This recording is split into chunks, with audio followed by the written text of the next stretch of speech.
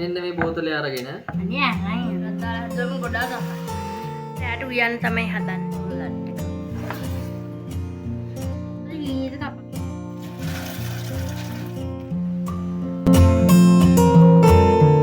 Hi guys, welcome back to my YouTube channel. අද මම ඔයාලත් එක්ක බෙදා ගන්න හිතුවා අද දවසේ මම කොහොමද ගත කරන්න කියලා. අපි යමු එහෙනම් වීඩියෝ එකට. මම දවල් වෙලා හරිපු හින්දා මම හිතුවා වොෂ් එකක් දාගෙන මම දවල් කෑම එක හදන්න. වොෂ් එකක් දාලා ක්‍රීම් ටිකක් ගාගෙන ලිප් බාම් එකක් ගාලා තමයි මම වැඩ ටික පටා ගන්න හැදුවේ.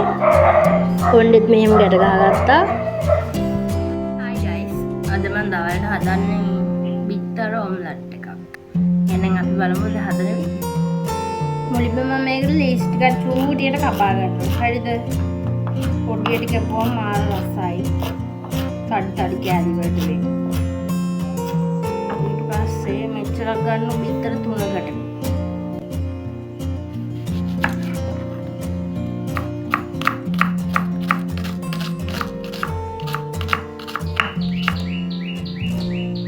අපි උණු ටිකක් චූටියට කපා ගමු.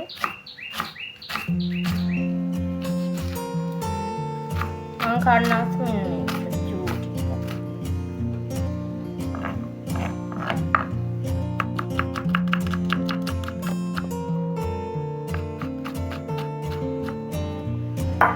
මම දැන් මුලින්ම කරන්නේ බිත්තර 3 එකම භාජනයකට කඩා ගන්නවා. ඔයාලා කැමති නම් වෙන වෙනම ගන්න.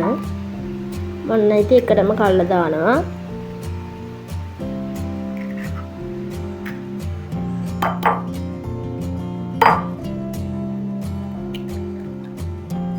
දැන් හොඳට මේ හැන්දක් අරගෙන හොඳට ගහ ගන්න ඕනේ මේ බිත්තර එක. ඒකට ඊට පස්සේ කෑලි මිරිසුයි ලුණු කුඩුයි දානවා.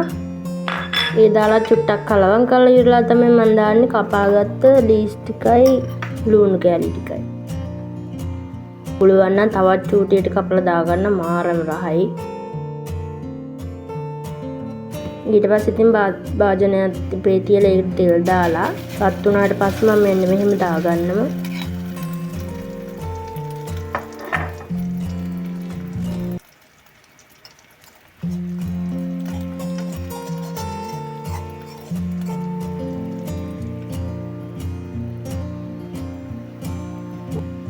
ඉතින් මම හදලා ඉවරයි. ගෙදර අයටත් හැදුවා. මම දැන් කන්න තමයි හදන්නේ බත් එක්ක කරන්නේ. ඔයාලා නෑ එළවලු ගොඩක් දාලා හැදුවම ගොඩක් රහයි. ඔන්න ඉතින් දැන් මම හදලා ඉවරයි. මම දැන් කන්න තමයි හදන්නේ. අද ඉතින් මොකද ව්‍යංජනයක් මම කන්නේ නැහැ. මම මේකත් එක්ක තමයි කන්නේ. ඒත් ඉතින් මාර රහයි. ඉතින් මාළුවා එක්ක නැති වුණත් නිකන් වුණත් බත් එක්ක කන්න පුළුවන්. මම ඉතින් බත් කන ගමන් ටීවීත් බැලුවා. බත් කාලේ වෙලා මම ඩෙසර්ට් එකට කන්නේ යෝගට්. යෝගට් එකට මම හරි එදා කිව්වා වගේ මේ පැණි වගේක් තිබ්බා. ඒ පැණිම මම දාගෙන කනවා මාර රහයි. සීනිත් එක්ක කනකොටත් අමුතුරක් නෑ. ඒක හැපෙනකොට තියෙන රසයි මේ පැණි උණු කරලා දාලා කනකොට මාර රහයි.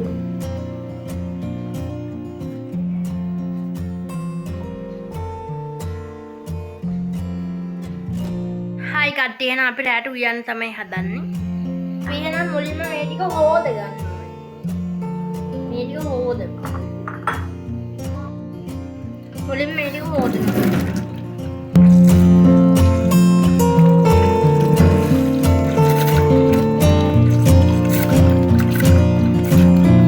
හරි අපි මුලින්ම මේ ටික කපා ගමු. මුලින්ම මේ චූටි චූටි ඒවා තමයි මම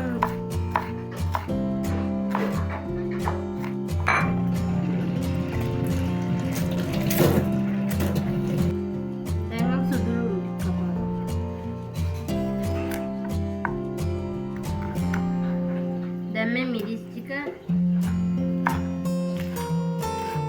ඒ අතර අපි අම්මා පපඩම් බදිනවා.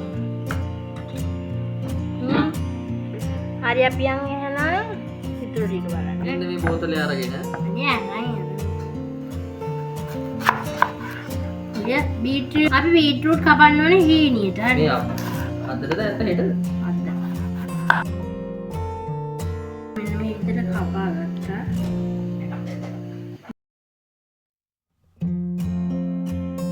මේ ටික හොඳට හීනියට කපා ගන්න. තේරෙම ටික මේ තේරෙම හරි මුලින්ම අපි බීට්රූට් එක හදන්න යන චිකන් ටික සීසන් වෙන්න තියමු. මුලින්ම දාන්න ඕනේ.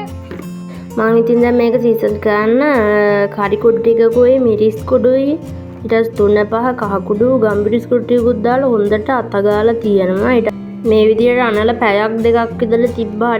අර හොඳට මස් එකට ඒ ටික අල්ලලානේ හින්දා මාර රහයි. මම දැන් ඒක සීසන් වෙනකම් මම හදනවා මොනවද? රතු වලමාළුව, බීට්රූට්, තෙල් එක අලිපේ තියලා ඒකටම ආදරු සෝදුරු ඊට පස්සේ කාරාමුණේ ටික උරුඳු ඔලුව හලොත් දාලා චුට්ටක් බැදෙන්න තියලා ඊට පස්සේ කපාගත්ත මෙව්ව ටික දානවා. දාලා ඉවරලා ටික චුට්ටක් ටෙම්පරාදු වෙන්න දෙන්න ඕනේ.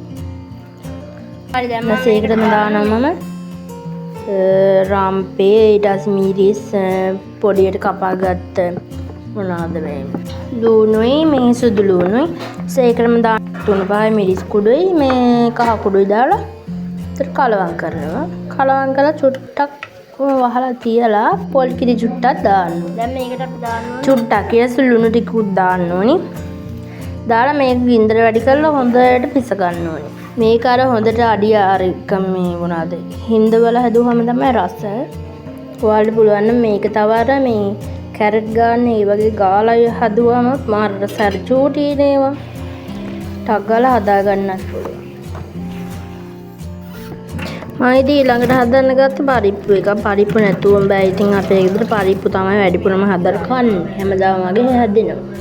ඒකටත් කහ කුඩු ටිකක් ඊට පස්සේ මේ 3-5 චුට්ටක් මිරිස් කුඩු පොඩ්ඩයි ලුණු සුදු ලුණු ඊට පස්සේ රම්පේ කොළ මම කරපිංචනම් දාන්නේ මිරිස් දානවා. ඊට පස්සේ පොල් කිරි ටිකකුත් දානවා. තව මම මේ රුළු හාලුයි ගුරුඳුයි සෝදුරු මාදුරු ඊට පස්සේ මේ කාරාමුණේට දාලා තමයි ලිපේ තියන්නේ.